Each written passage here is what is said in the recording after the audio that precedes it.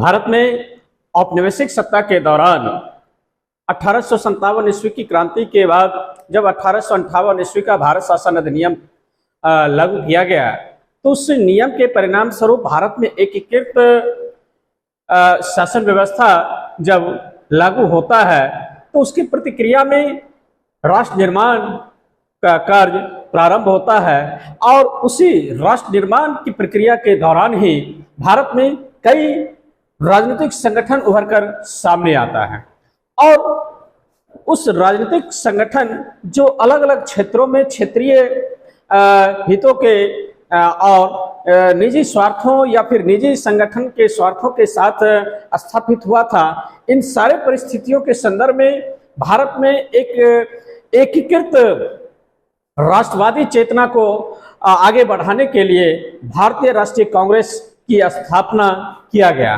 तो नमस्कार, मैं के.एस. मुरारी आप लोगों के सामने मैं एक बार फिर से अपने YouTube channel KS. Murari GS पर आपका स्वागत कर रहा हूं और मैं आशा करता हूं कि आप इस वीडियो पर अंत तक बने रहे और इस वीडियो को लाइक कर इस चैनल को अधिक से अधिक शेयर करते हुए सब्सक्राइब करें। तो आज मैं अपने इस वीडियो में भारतीय राष्ट्रीय कांग्रेस की स्थापना की चर्चा कर रहा हूं। यह टॉपिक काफी महत्वपूर्ण है भारत के राष्ट्रवादी चेतना के संदर्भ में और भारत में जो कई अलग अलग क्षेत्रीय स्तर पर जो राजनीतिक संगठन है उन सबों के संदर्भ को देखते हुए एकीकृत राष्ट्रीय स्तर पर नेतृत्व प्रदान करने के लिए एक मंच को तैयार किया गया। कहा जाता है कि कांग्रेस की स्थापना कोई अकस्मात नहीं थी, बल्कि इसकी पृष्ठभूमि पहले से तैयार थी। तो इंडियन नेशनल कांग्रेस की स्थापना का श्रेय A.O. ह्यूम यानी एलन ऑक्टेवियन ह्यूम को देना या यह कहना कि यह एक आकस्मिक घटना थी, ठीक नहीं है। वास्तव में भारत के सभी भागों में एक जागरण था, एक चेतना उभर रही थी और एक मंच पर एकत्रित होने की भी भावना उभर कर सामने आ रही थी।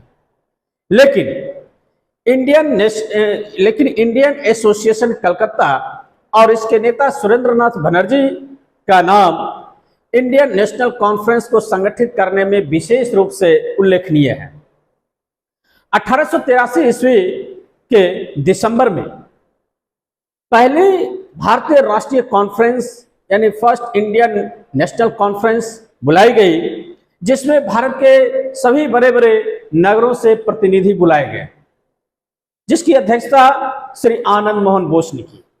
तो अध्यक्ष आनंद मोहन बोस ने आशा व्यक्त किया कि यह सम्मेलन राष्ट्रीय संसद यानी नेशनल पार्लियामेंट के गठन में प्रथम चरण बनकर उभरेगा।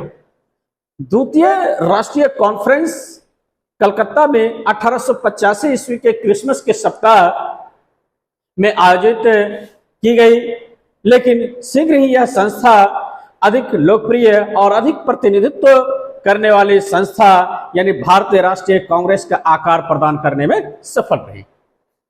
यह श्रेय ए ह्यूम जो ब्रिटिश सरकार में या यूं कहे कि ब्रिटिश सरकार के एक अवकाश प्राप्त अधिकारी थे, उसी को ही मिली कि अखिल भारतीय संस्था को एक निश्चित और प्रत्यक्ष रूप प्रदान करने के लिए।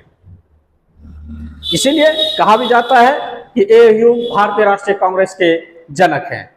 खैर, W.C. बनर्जी ने इस विचार को लोकप्रिय बनाया कि इंडियन नेशनल कांग्रेस का विचार डफरिन के मस्तिष्क की उपज था। डफरिन जो उस समय भारत का तत्कालीन वायसराय के रूप में कार्य कर रहा था और उसी की उपज के बारे में इंडियन नेशनल कांग्रेस के विचार के संदर्भ में लोकप्रिय बनाया W.C. बनर्जी, जो विमेश चंद्र बनर्जी, और उसी ने ह्यूम को यह बनाने को कहा था, यानी डफरिन ने ही ह्यूम को एक अखिल भारतीय स्तर पर एक राजनीतिक संगठन बनाने को कहा था, ताकि भारत के विभिन्न क्षेत्रों से जो असंतोष उभर कर सामने आ रहा था ब्रिटिश सत्ता के खिलाफ, उस असंतोष को एकीकृत मंच तैयार कर ब्रिटिश के सामने रखने को कहा गया। डफरिन का विचार था कि एक ऐसी राजनीतिक संस्था हो जिसके द्वारा सरकार जनता की वास्तविक भावनाएं जान सके, ताकि प्रशासन को देश में किसी विस्फोट से बचाया जा सके। लाला लाजपत राय का इस संदर्भ विचार था कि यह संस्था इसलिए बनी कि वह एक अंग्रेज राज की रक्षा हेतु सुरक्षा कपट यानी सेफ्टी वाल्व के रूप में कार्य कर सके। इसका मुख्य उद्देश्य साम्राज्य की रक्षा नहीं बल्कि उसे सुदृढ़ करना था। राजनीतिक शिकायतों को दूर करना तो एक बाय प्रोडक्ट था और इस बाय सिग्निफिकेंस की भी बात की जाती है। लॉर्ड डफरिन या ह्यूम के उद्देश्य जो कुछ भी रहा हो, लेकिन यह स्वीकार करना ही पड़ेगा कि ह्यूम महोदय एक सच्चे उदारवादी थे और वे एक राजनीतिक संगठन की आवश्यकता और वांछनीय अनुभव करते थे। उन्होंने एक खुला पत्र कलकत्ता विश्वविद्यालय के स्नातकों को लिखा। उसमें उन्होंने लिखा कि बिखरे हुए व्यक्ति कितने ही बुद्धिमान या अच्छे आशय वाले क्यों ना हो, अकेले तो शक्तिहीन ही होते हैं। कहने का आशय, हमारे भारत में भी एक कहावत है कि अकेले चना भार नहीं फोड़ सकता। इसी बात को अपने पत्र के माध्यम से ह्यूम ने कलकत्ता यूनिवर्सिटी के ग्रेजुएट स्टूडेंट को लिखा था कि बिखरे हुए व्यक्ति कितने ही बुद्धिमान या फिर अच्छे आशय वाले क्यों ना हो, अकेले तो शक्तिहीन ही होते हैं। आवश्यकता है संघ की, संगठन की और कार्यवाही के लिए एक निश्चित और स्पष्ट प्रणाली की। ह्यूम ने भारतीय लोगों के बौद्धिक, नैतिक, सामाजिक और राजनीतिक पुनर्जन्म के लिए 50 स्वयंसेवकों की मांग की। ह्यूम ने इंडियन नेशनल कांग्रेस के लिए सरकारी तथा गैर सरकारी व्यक्तियों की सहानुभूति और सहायता प्राप्त करने में सफल रहा। इस प्रकार यह संस्था इंग्लैंड तथा भारत के सम्मिलित मस्तिष्क की उपज थी। आधुनिक अनुसंधानों ने यह सिद्ध कर दिया है कि ह्यूम एक जागरूक साम्राज्यवादी व्यक्ति थे। वह शासक और शासित वर्ग के बीच बढ़ती हुई खाई से चिंतित थे। वह सुरेंद्रनाथ बनर्जी, जिन्हें वह पदच्युत सरकारी सेवक मानते थे और उन्नत राजनीतिक विचारों के व्यक्ति थे और जिन्होंने मेजनी एवं गैरीवाल्डी के विचारों को लोकप्रिय बनाया, उन लोगों के द्वारा 1883 ईस्वी में इंडियन नेशनल कांग्रेस की स्थापना से बहुत अप्रसन्न थे।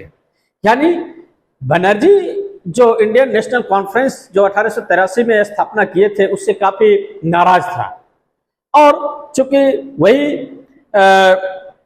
व्यक्ति सुरेंद्रनाथ बनर्जी जो मेजनी और गैरीवाल्डी के विचारों को भारत में लोकप्रिय बना रहा था, इस विचार से भी वो ह्यूम थोड़ा सा नाराज था।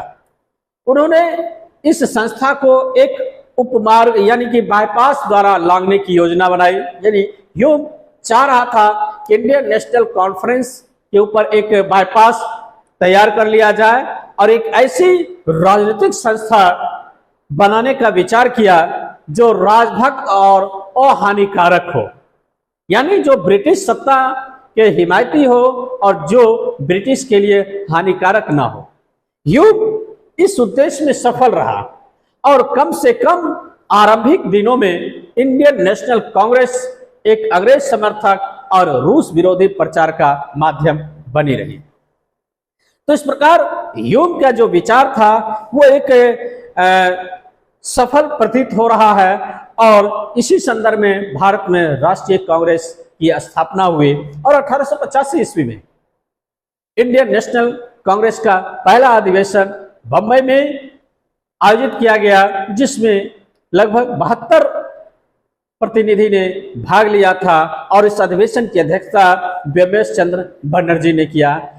और प्रारंभिक दिनों में कांग्रेस की स्थापना के प्रारंभिक वर्षों में ब्रिटिश के हर नीति का यह कांग्रेस समर्थन करता था, लेकिन 1892 ईस्वी में का जो भारत शासन अधिनियम आया, उसमें जो नियम पारित किया गया, उस नियम के खिलाफ भारतीय राष्ट्रीय कांग्रेस में अंतर्विरोध उभर कर सामने आ गया।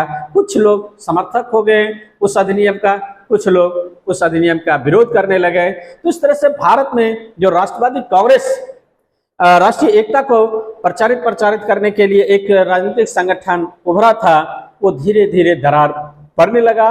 बढ़ते हुए समय के सापेक्ष बनाए गए नीतियों से कुछ लोग अप्रसन्न हो गए थे, जिस कारण से भारतीय राष्ट्रीय कांग्रेस में विभाजन को भी देखने को मिला है। और ये एक कहा भी जाता है कि भारतीय राष्ट्रीय कांग्रेस की स्थापना ब्रिटिश के लिए एक सेफ्टी वाल्व के रूप में कार्य कर रहा था। हालांकि कुछ लोग का यह भी कहना था कि यह जो है सो कांग्रेस एक त्वरित चालक के रूप में भी भारतीयों के लिए काम कर रहा है। तो इस तरह से कांग्रेस की स्थापना ह्यूम के डायरेक्शन में हुआ। यह नाम मात्र केवल भारत में राष्ट्रवादी एकता को मजबूत किया, बल्कि भारत की स्वतंत्रता में अपनी महत्वपूर्ण भूमिका भी निभाई और अंतोगत्वा सफलता भी मिली। और 15 अगस्त 1947 को भारतीय राष्ट्रीय कांग्रेस के नेतृत्व में ही भारत को आजादी मिली। तो इस प्रकार से हम देख लिए कि भारतीय राष्ट्रीय कांग्रेस की स्थापना किन संदर्भों में हुई। तो इस चैनल को आप अधिक से अधिक शेयर कर कमेंट करते हुए सब्सक्राइब करें। Thank you.